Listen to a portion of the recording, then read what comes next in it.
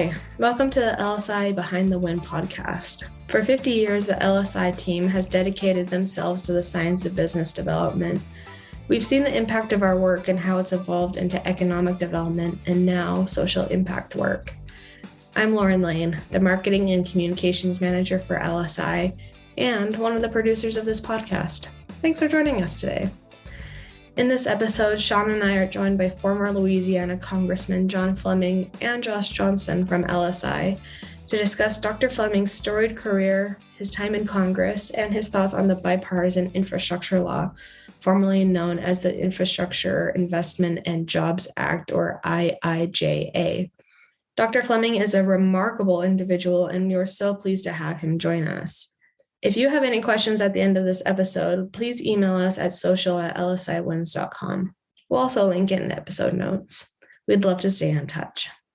Thanks again for joining us today, and we hope you enjoy this episode. Congressman Fleming, thank you so much for being part of this episode. And I've also got Josh Johnson, both joining from Washington, D.C. this afternoon, and I appreciate you both being here. Congressman, before we talk about some of the IIJA topics and business development that I have in mind to discuss with you, why don't you talk about your background and your very interesting career? You've got such a diverse history, and love to hear some more about your version of this story. Sure. Well, thanks, Sean, Josh, and Lauren. Let me begin at the beginning. It's going to sound a little corny, but I do think that it does give some context to where I am and why I am here today. So I was raised in a working class home in Mississippi, and my father's folks, they immigrated, during the Great Scottish Immigration in the early 1700s. They were all farmers, probably could not read or write until perhaps my grandfather, who was born around the turn of the century. That's the last century, not this one. So they were just very simple people. My dad and mom were raised during the Great Depression, which had a tremendous effect on how they raised me and my siblings. My dad was drafted into the Army, which later became Army Air Force, then our Air Force. And so he was a blue-collar worker and worked hard and believed that the way to be successful and to make more money, to serve his family and so forth, he was a very committed father and husband, was to work more hours. And as a result of that, he worked all the time. I rarely saw him as a result of that.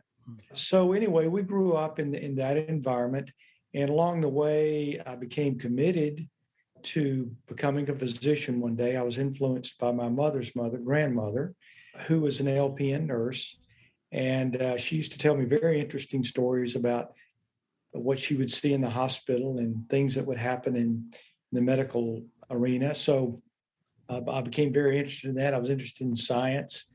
And said, I committed my life to that when I was about 10, 11 years old and worked towards that. And she told me, she said, look, you're going to have to study very hard. You're going to have to make really good grades. Not just anybody can get into medical school. And she was very right about that, because virtually every other person that was in my freshman class in college were in pre-med. However, a very, very small percentage of us ever actually got into medical school because it was very competitive. So my dad died when I was just graduating from high school. I was 2 weeks from graduation. My goodness. He was only 43, died of a sudden heart attack. My mother had been disabled since I was 5 because of a mental disability.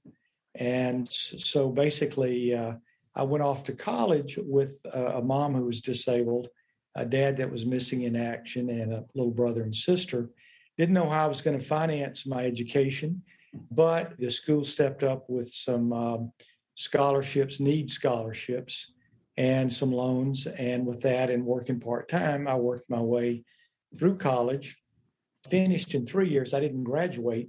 What I did is went on to medical school. And after my first year of medical school, they gave me credit from my freshman year in medical school towards a 4-year degree. So I actually got my degree after the first year of medical school. So that saved me a whole year of cost and time. So I was probably the youngest medical student in medical school, and I acted like it. I was really, I was quite adolescent. I was like a 20-year-old running, trying to be a doctor. And here there were people in their 30s and 40s who already had masters and PhDs and so forth. And, I was still had a very active dating life while they were married with kids. So enough said about that. Anyway, when I got to medical school, I ran out of money again. And a very interesting thing I read in the newspaper, this was December of 72, where, the draft had ended for everyone, including doctors. And so they had to create another program, and it was called the Health Profession Scholarship Program, where the military would actually pay your way through medical school if you agreed to serve. And so I was the first one in that program, and it's still very active today. In fact, it even led to them creating a military medical school. It's very robust even today. It all came out of that time because they had to have some way of getting doctors in the military because they could not draft them any longer. So I got a monthly stipend. They paid all of my expenses, and it was wonderful. And, the added benefit to that is I got to serve my country in uniform for 6 years. I was a U.S. Navy medical officer, rose to the rank of lieutenant commander, and it was just a wonderful experience. I enjoyed every minute of it, as well as the privilege and honor to serve in the military. My uncles, had two uncles who fought during World War II, one fighting Japan and the other in Germany. My dad was in the military, although he remained stateside as a mechanic. So, but after 6 years and having done my family practice residency program, I decided that I wanted to be in my own private practice. That was always my goal. And so in 1982, having acquired a wife, the Navy didn't issue one. I had to find her myself. So there was no requisitioning. Thank goodness. I think I came out much better on that than the Navy could have provided for me.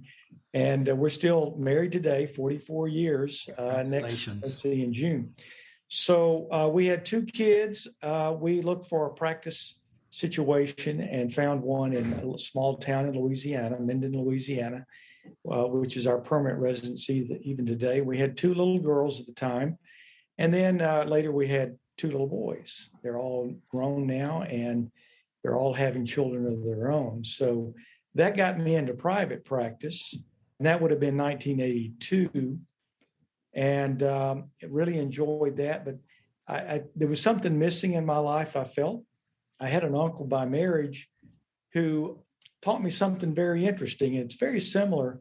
You might be aware of this book, Rich Dad, Poor Dad. Yeah. It was written. Yes. And it really describes an experience I had. Remember, I told you my dad, he believed that the way to success and the way to be more well-to-do, if you will, not necessarily wealthy, was to work more.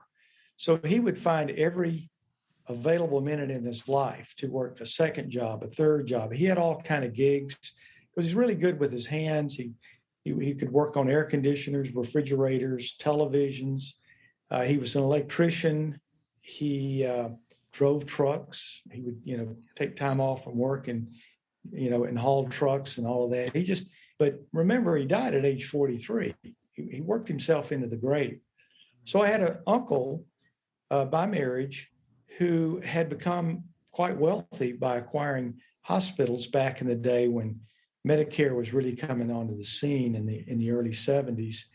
And he made a very interesting comment to me. He said, John, I make money 24 hours a day. I make money when I'm sleeping. I said, well, how do you mean? He said, well, I own my own business. And these businesses are making profit every moment of the day. Of course, he didn't tell me that sometimes they lose money every moment of the day if you're not careful. That's right. but he said, I make money, whether I'm working hard or whether I'm on vacation or whether I'm sleeping. And I really thought that was interesting. I said, I really like hearing that. That's a very interesting proposition. Later, someone said, instead of working for your money, let your money work for you. And I thought, well, that makes a lot of sense. I really like that. So I became interested in becoming an entrepreneur after about 3 years of medical practice. And my younger brother, who's 11 years younger than me, he was just getting out of community college. And he was not sure what he wanted to do. And he introduced me one day to this little restaurant that I thought was very charming, very quaint in our hometown and back in Mississippi, even though I was living in Louisiana. It was a 1930s gas station that had been converted to a Subway sandwich place. And he was telling me how great the product was and so forth. So we go in there, and I think the product's pretty good. I wasn't, overwhelmed by it. I like pizza and hamburgers better. But I began to look around and I said, this is remarkable. This is really, I can really see where this is a great concept. So I said to him, why don't we open one of these? And he said, yeah, I like that idea. So he moved over to Shreveport near Minden, and we opened up our first Subway restaurant in 1985. And we opened them up by twos for some years after that. Eventually, we got up into the 30s, which we operate today. He left the company to do something else many years ago, back in the early 90s. But I really remained very interested in entrepreneurship. I also was interested in another company that was rising called Mailboxes, et cetera. It's now known as the UPS store. Right. And in that, there's a concept in which you're a sub-licensee. You actually are responsible for selling and opening stores with other franchisees being the actual owners and operators. And you share the royalty stream 50-50 with the parent company. So we launched that back in the early 90s. And there's a long story that goes with that, how we had to struggle and sort of claw our way out. That's probably not relevant today. But we're now a licensee, a sub-licensee for most of Texas, mainly surrounding Houston, and then also most of Louisiana, about half of Mississippi. So we've been operating that since the early 90s, and that's done well for us. And we've done other things that are in the entrepreneurship category of small businesses. We're even looking at newer concepts now, but I have a whole team back home that's doing that for me. But they kind of look for me to kind of be the visionary, to kind of look at, well, what's the next trend? What should we enter into? How can we maybe get into a newer concept that may be a McDonald's or a Subway of the future? But I still maintain my medical practice back home. It's still very active, and I occasionally go back and do that. I continue to be board certified and keep up with all my hours and my state licenses and so forth. I'm taking an interest in maybe some things that we can do that's innovative in the free market healthcare system that we started to work on while I was in the Trump White House. And some of those things actually got passed into law, but there are other things that we can do in the future that really can lower the cost of healthcare and make the quality much higher than it is today. So anyway, that sort of gets you up to about 2008, 2009, when I went off in another crazy tangent. I had this wild idea to run for Congress. I was not a politician and had never had a day in political science, but I'd never had a day in business school either. So, they didn't stop me helping young businesses. You just didn't know you couldn't do it. That's right. People would try to tell me I couldn't do it. I had a lot of people that said, you're crazy. You're a doctor. What do you want to do that for? And I had to question that myself. But anyway, my first race was very tough. An open seat's always very tough. And I had to claw my way through two very good other Republican candidates. And then I had to run against a Democrat who had been district attorney of the largest city, Shreveport, in the district for 30 years and had never lost a race. And he was considered a conservative Democrat. And so he was odds on going to be the winner of this thing. But somehow we pulled it out in the last segment of votes that came in the last parish, which was Bossier Parish. So I won by 356 votes. And, but I served 8 years in the House, really enjoyed it, although there was frustration because you would think that as a member of Congress, you're in a position to get a lot of great things done. But President Obama was then president. And it's very difficult when you have a president of the opposite party. You oftentimes have a stalemate, and the president can't get things done that he or she may want to get done. And we couldn't either.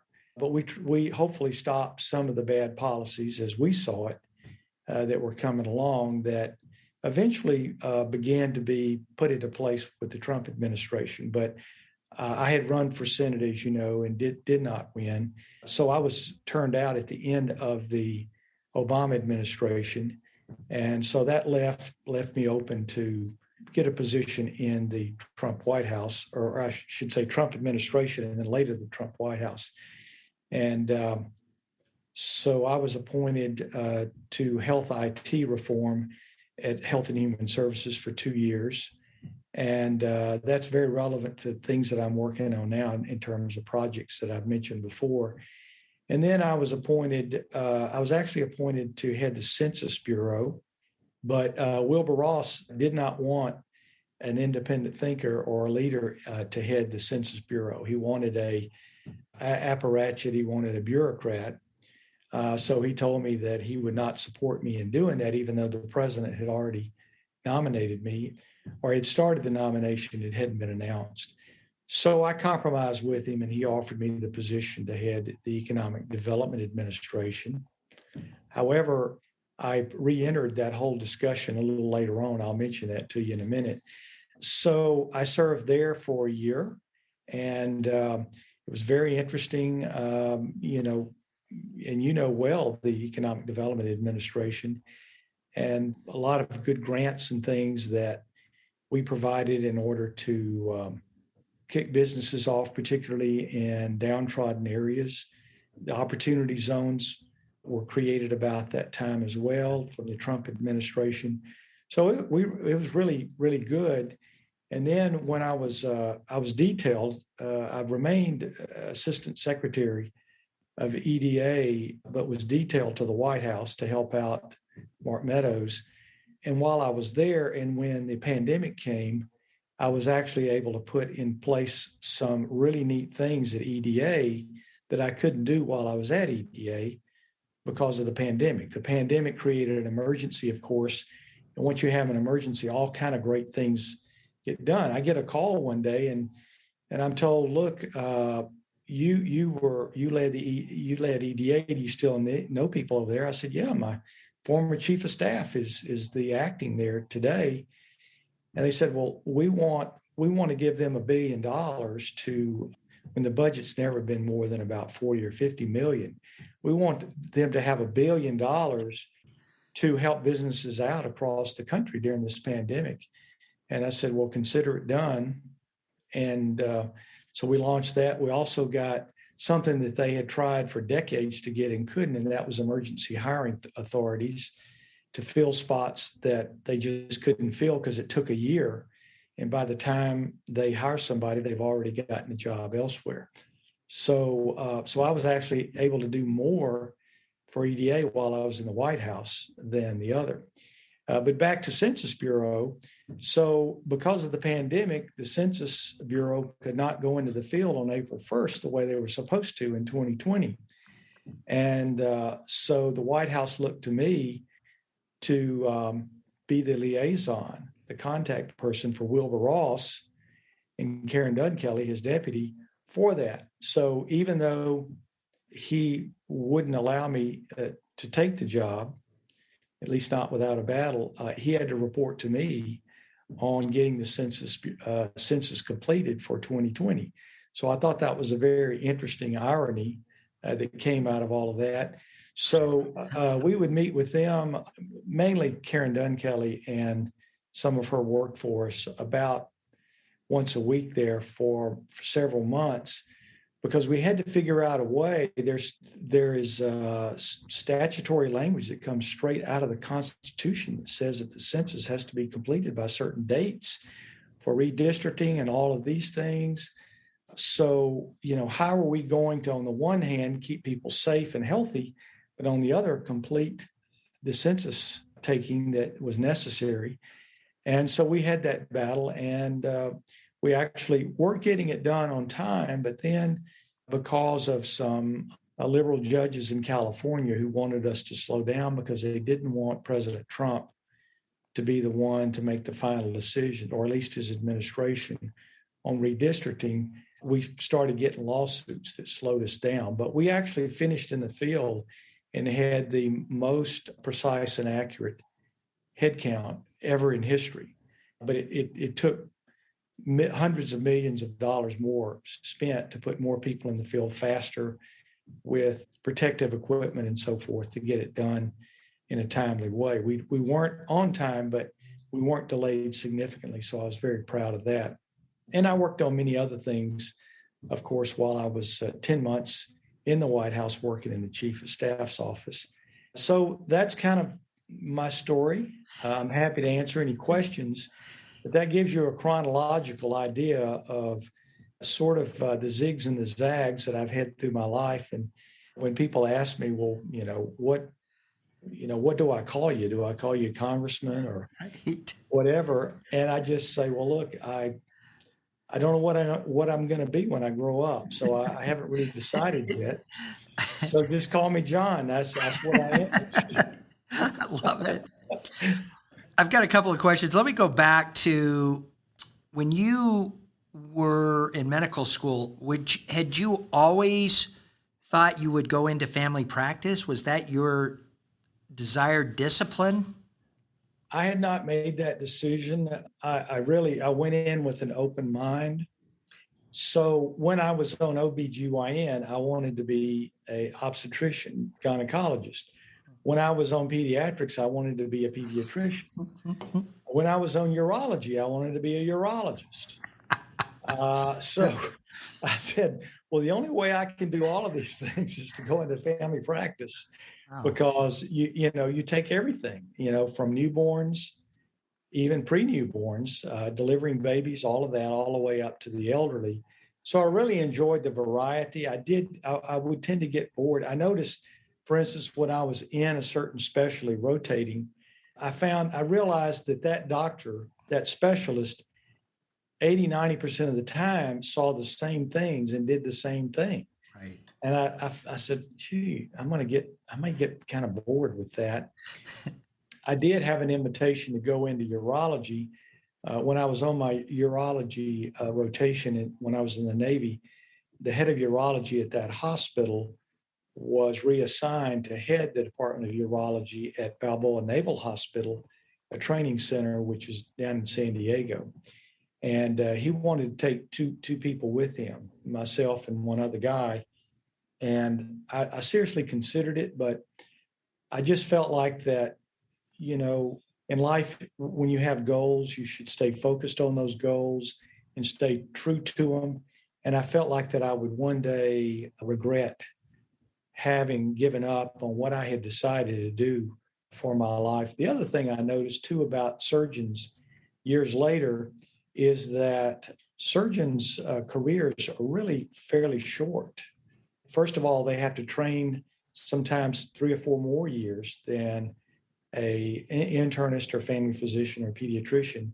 And secondly, the physical part of it can be so demanding that over time, whether it's neck problems, back problems, hand problems, arthritis, their careers are cut short. And so, but in the final analysis, what I realized, what I liked most about practicing medicine was just sitting down, talking with my patients.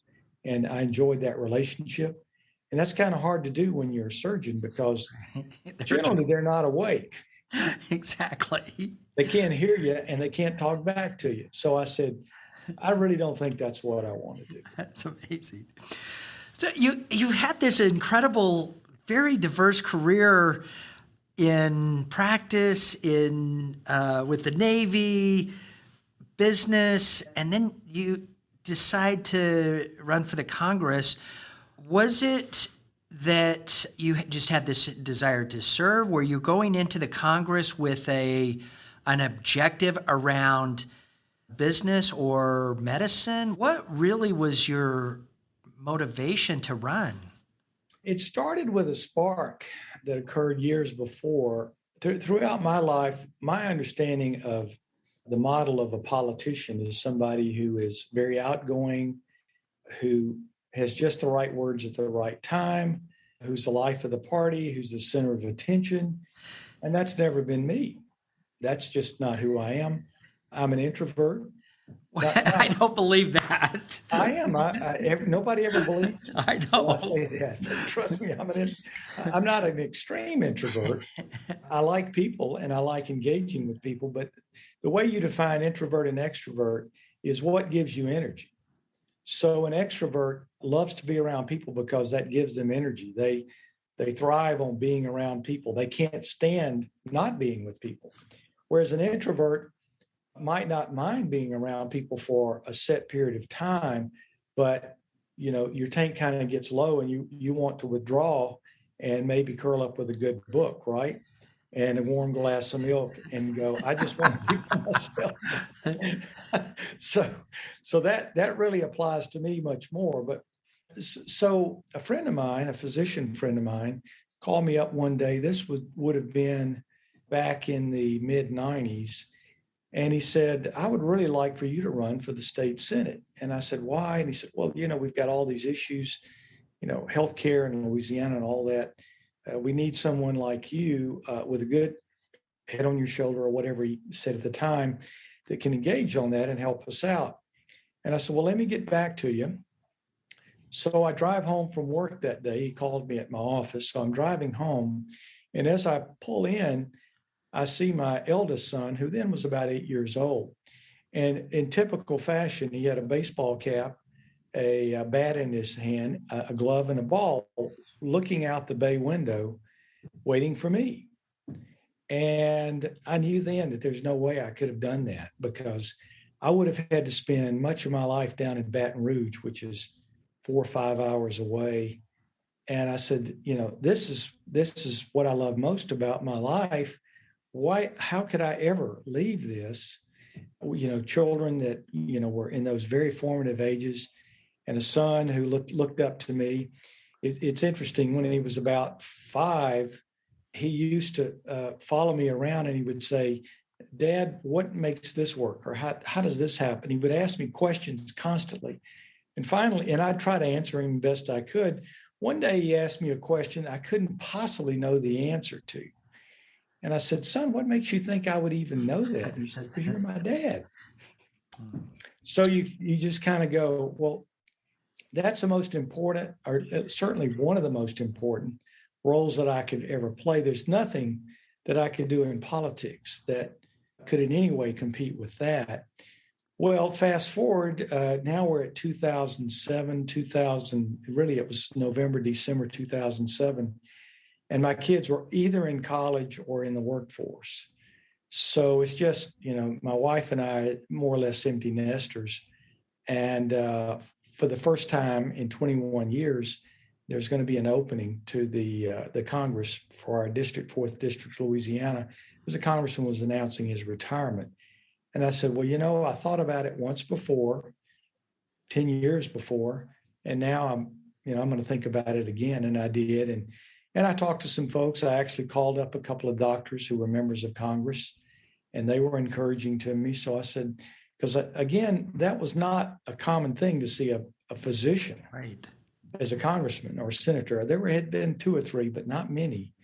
And no, in fact, people said we really need more because there's a lot of healthcare issues, a lot of healthcare reform that needs to be dealt with. So hopefully that answers the question. What I did come to realize is that not everybody has to be particularly extroverted or whatever to to be elected to office or even to serve well.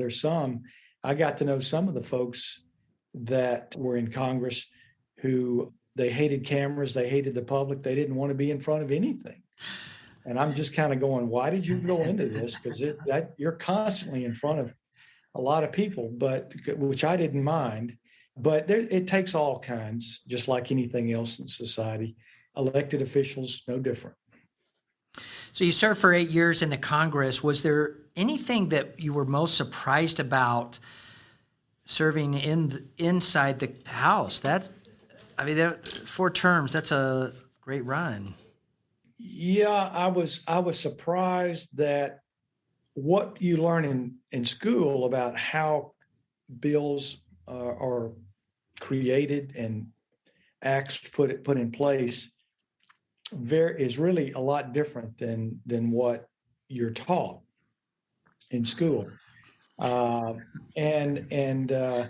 honestly, it's not like it wasn't done the right way before. It's just that it's evolved into things that really were never intended by the Continental Congress, the founders of our nation. And so we've gotten into shortcuts, which gives tremendous power to a very small number of people. So the legislative branch is beginning to look more like another executive branch. That's right. That being the Speaker of the House and the leader of the Senate. They wield about as much power as the President of the United States. And rank and file members oftentimes, you're left with voting no or yes. That's your only choice. Right. In theory, you can offer amendments, but if, for instance, the chairman of that committee, or even better, the speaker, when you're in power, if he or she opposes that amendment, it ain't going to get passed. It doesn't matter what your colleagues might think about it. Right. So, and the Democrat side is even more. I mean, Nancy Pelosi really has as much power and maybe more than President Biden does in the current state of affairs. That's not the way it was designed, and that's not the way it operated for many years. There was a time when the chairman of committees were more powerful even than the speaker. But it's all evolved now to a point, and you're well aware of this, that funding is usually in one fatal blow at the end of the year. It's an omnibus of some sort. We rarely ever pass individual appropriations. And I really think that is because leaders have consolidated their power so much that individual rank and file members, really you're just left with the choice of either supporting or not supporting. And then you have to be concerned about, your upward mobility in terms of leadership is going to be dependent on, in some cases, doing something you totally disagree with and supporting your leadership. And I couldn't do that. I couldn't support something that was not supportable. And if it affected my ability to advance to a higher level, in leadership or something, then, I just had to accept that. But I wasn't there to advance me. I was there to advance the cause of the American people. And that's not always the case. Some people are just there building their political careers. And I'm not judging them for that, because who's to say that my way is better than theirs? But that's just what I'm comfortable with. I love that. One of the things that you had mentioned was your time at serving in the Department of Commerce. And as you know, we had been working closely with EDA and SBA as well on some of these regional innovation clusters or ecosystems across the country. And so much of that work that we had put together before you were in the department, and then really honed the formula while you were serving there, has gone on to be the basis for the Build Back Better initiatives, a lot of the now IIJA funding. And talk about some of your initiatives inside of EDA and the department that you have now seen evolved into these systemic initiatives around the country? Well, understand that, and again, this was a surprise to me, that commerce, and I think this is true of virtually every department, is really only a collection of agencies, that the agencies work very vertically and in many cases have no connection with other agencies. You might be in a meeting periodically with people from these other agencies, but you're not necessarily working on anything that's similar. For instance, the patent office, that's in Department of Commerce. We had nothing to do with the patent office. I went out and visited their office, their building, and it's huge. I mean, it's bigger than the building that we were housed in the Department of Commerce itself. NOAA, NOAA has tremendous responsibilities, when it comes to weather. They're the ones that fly airplanes into hurricanes.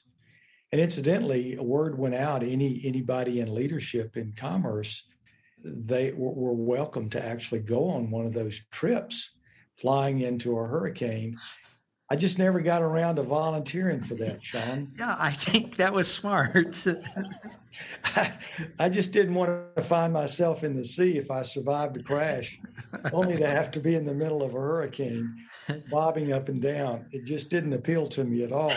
So really, what we focused on was, and something that I really liked and thought was a great idea, and it had been around for 40 or 50 years with EDA, is the investments that we made were a catalyst for private investment. So we would build maybe a road, or we would fund a building that there was going to be manufacturing or something like that.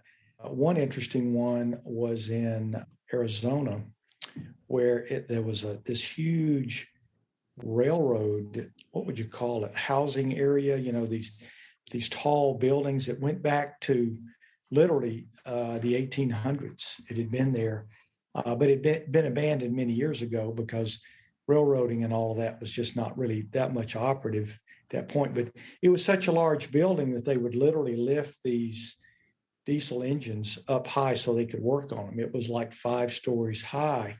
Well, what they wanted from us was it didn't have extant utilities. It didn't have electricity or cable or any of that stuff. So we actually funded that, and Netflix came in and made it into a stage where they could do all sorts of movies and so forth. So even now, when I see movies on Netflix at times, and even on other channels, I can see some of that background that I actually recognize, where we actually created that stimulus, and hopefully, millions of dollars are being made. We also funded innovative hubs, where you would go in and there would be this old building that's been remodeled, and there would be small, tiny little rooms where people were working on inventions. And then as their inventions improved and became scalable and marketable, they would move them into larger spaces, and they would hire more and more employees. And then eventually they would move out entirely. But they could start with just a small amount of capital in these small spaces while they worked on their innovative idea. One was, I thought was great, was because I used to sling plaster for broken arms and legs, stuff like that, was this sleeve that this lady had created. She was from the biotech industry. I think she had bioengineering background or something.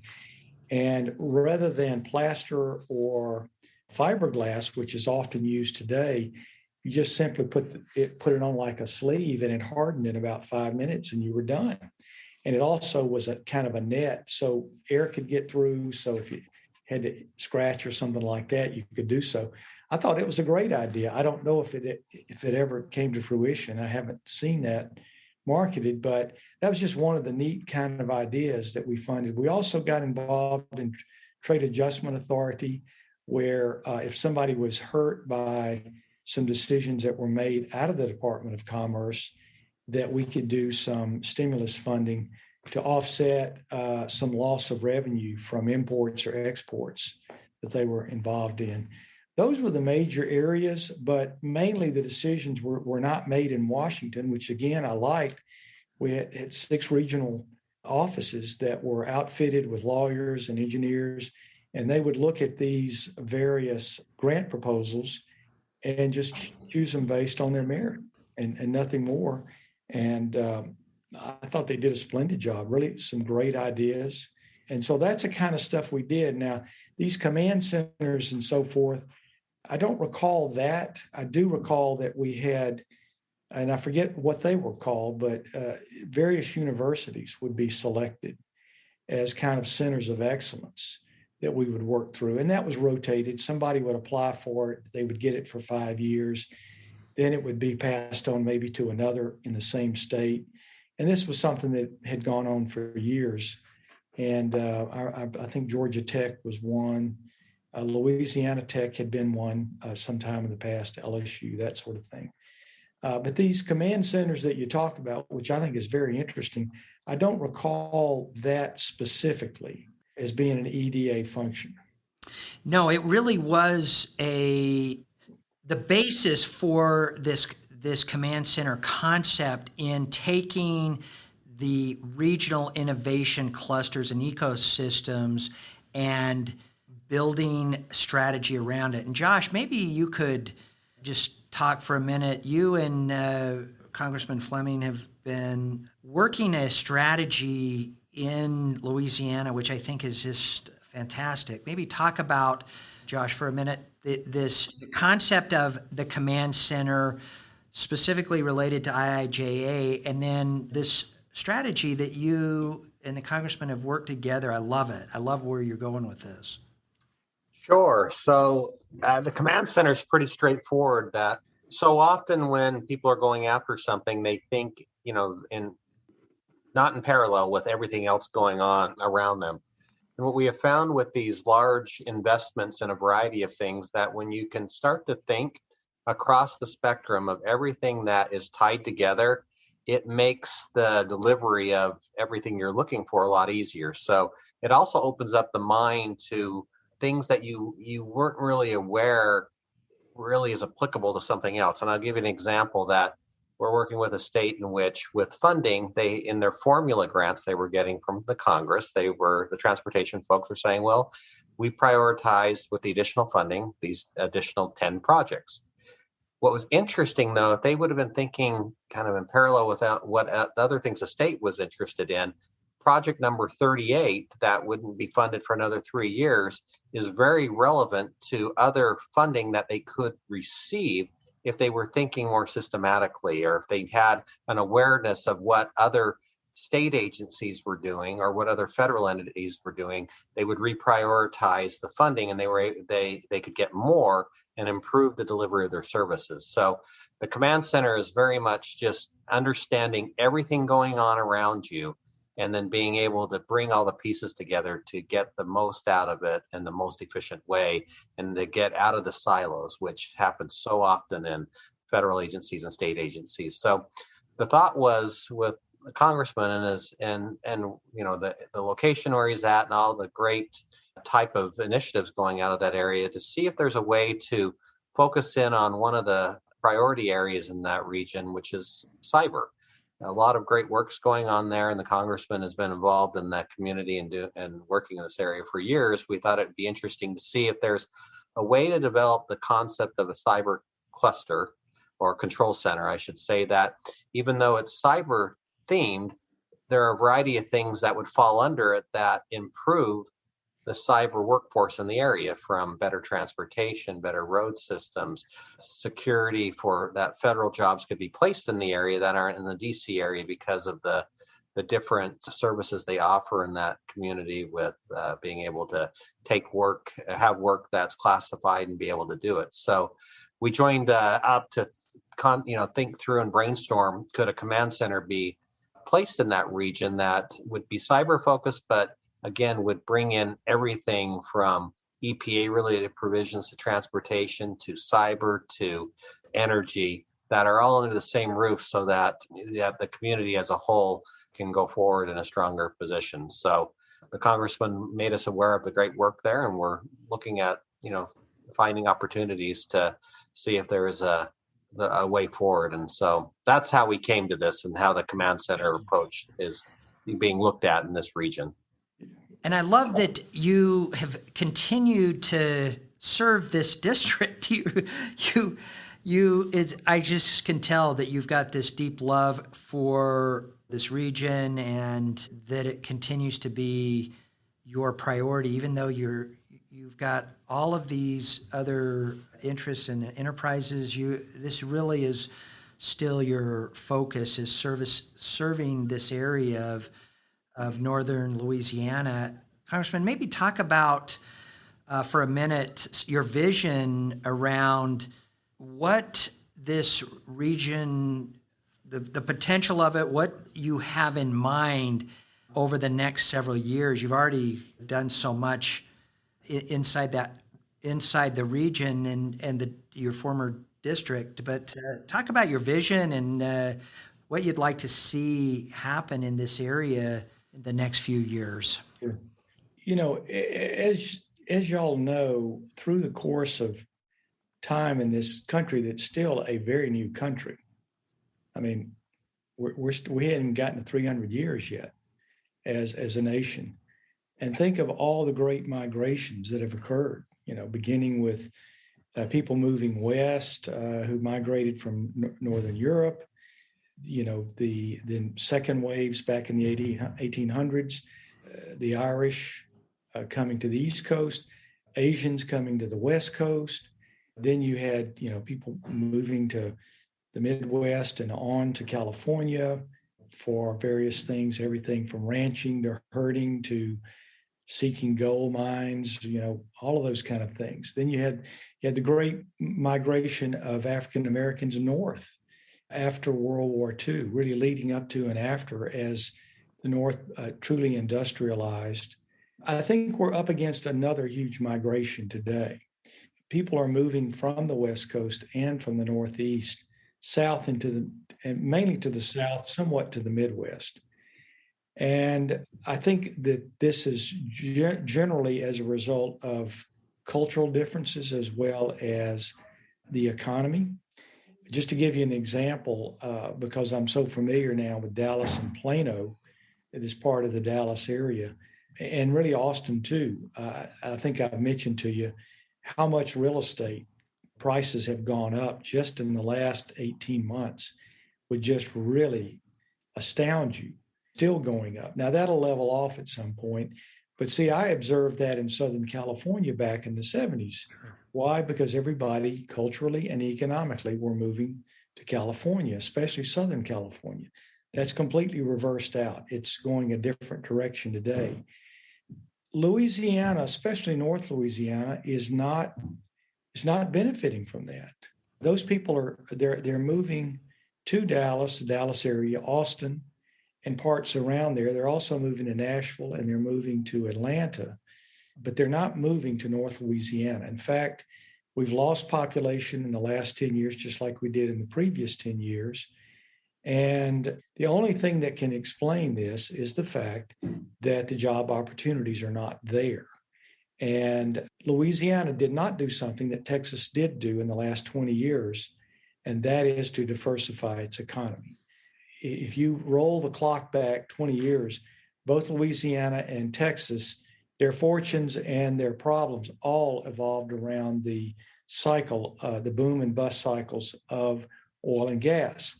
That's no longer true in Texas. Texas is fully diversified. Doesn't matter what oil and gas does now in Texas. In Louisiana, not so much. The bright spot in this is what's going on with Cyber Innovation Center. And I see that as a seedling that could completely change North Louisiana. And that's why you're right. I have a heart for it. I'm committed to it. And even though it's been slow, there have been some tremendous leaps and bounds to where we are today. And we're moving into a cyber world. We're moving into a metaverse. And if we miss this opportunity in North Louisiana with Cyber Innovation Center, that's bad on us. We deserve to be, placed in the, I guess, the dustbin of history if we don't exploit this opportunity and create a cyber center of excellence or a cyber corridor or a cyber command center, whatever you want to call it. We should do this. And certainly we're seeking help from you guys at LSI and others. As you know, General Dynamics, Louisiana Tech is deeply involved. We really think this thing can take off. We're looking for any kind of help we can get on that.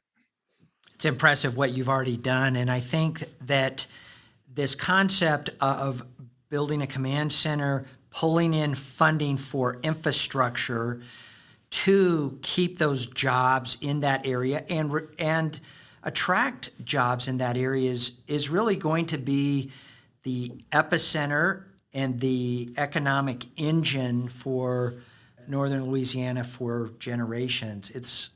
I love it. It is really a great illustration of what we have always envisioned in building out these true ecosystems in a region.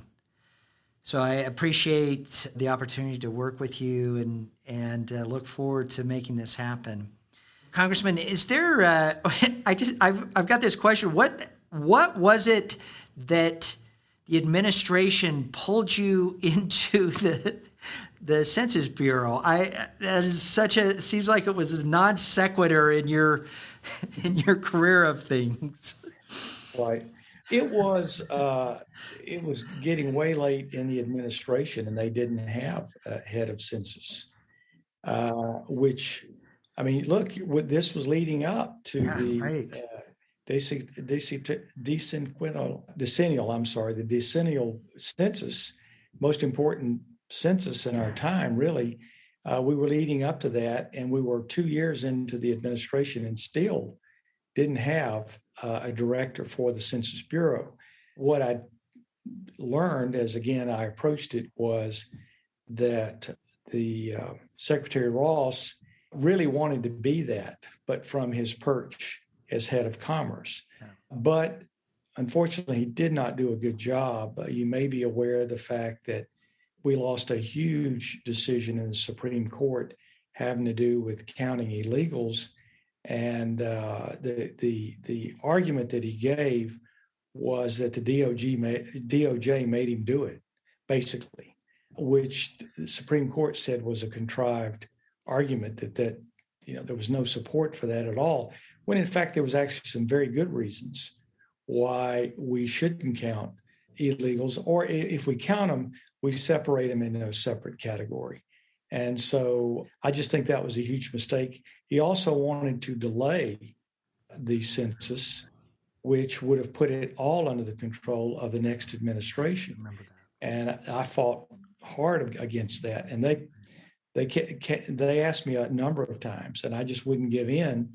Not that I had the final decision. I just knew that the president did not want that, and I wasn't going to accept anything but a plan that was going to solve that. So, what you really need to head a big agency like that is a strong leader who wants innovation, who wants to get the job done right, and I think we were hurt by the fact that there was delays in that, and really the gentleman who did end up serving is a very nice and capable man, but he went in understanding that he was not the decision maker. And I just don't think that's the way it should be done.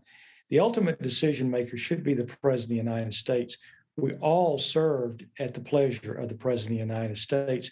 He can fire you anytime he wants, but as long as he has trust in you and he empowers you, you should do whatever you are supposed to do, and within the law and within the policies outlined by him.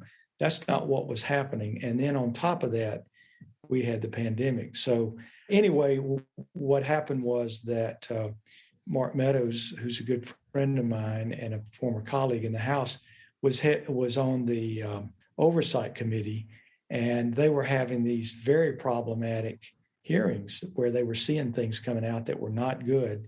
And so he went to the president and said, I know somebody who can do this for you. And the president, agreed. And they went ahead and assigned me. But Secretary Ross put a stop to that. I could have battled it out, but it was going to get ugly. And I felt like that it was going to be unproductive for the American people and so I said I can be equally effective at the Economic Development Administration, only to find out that about a year later, I ended up being the go-to guy in the White House for the problems at Census. So we have a saying, what goes around comes around. That's it certainly right. did. Oh my goodness. Well, that's fascinating. Congressman, thank you so much for joining us this afternoon. And I'm so impressed with your service. You've really created a life of service as a physician and a veteran serving in the House and then multiple administrations, and you continue to serve today. It's really, you've built it's not just a career. Your life is about service and love for Louisiana and the United States. And I really appreciate what you've done and admire this incredible career. It's so fascinating to hear more about all of your adventures. And you've still got a lot left. You've got a lot of time left. And I look forward to doing some amazing things with you in the future. So thank you so much. Yeah, Sean, thank you. And I'm glad that you put it all in context to say that it's all about service. That was my choice when I was 10. I wanted to become a doctor. I wanted to serve humanity. I wanted to serve God's people, my fellow Americans, and just my fellow humans. And whatever way that I can serve them, I'm always happy to do it, whether it's one-on-one in a doctor's office or in an emergency room or serving in government, or even in my current position where I'm in the private sector, but still trying to get very positive, productive things done for the American people. And it's always a pleasure, an honor, and a privilege to work with great folks like you and Josh and your entire team to make America a greater place, and particularly my part of the country, which is North Louisiana. Amazing place. Thank you. Thanks for your service, and thanks for being on this episode. This was really fun.